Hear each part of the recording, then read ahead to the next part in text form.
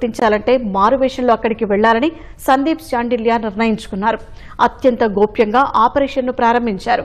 ఢిల్లీలోని ఉమన్గఢ్ ప్రాంతంలో తిష్టవేసిన నైజీరియన్ల కార్యకలాపాలపై నిఘా పెట్టారు. డ్రగ్ డెన్లోకి ప్రవేశించడానికి మారువేషం ధరించినా ఆ ప్రాంతాల్లో సులభంగా కలిసిపోయేందుకు ఆయన ఒక వినూత్న ఆలోచన చేశారు. స్థానికంగా చెత్త ఏరుకునే వ్యక్తితో స్నేహం పెంచుకున్నారు.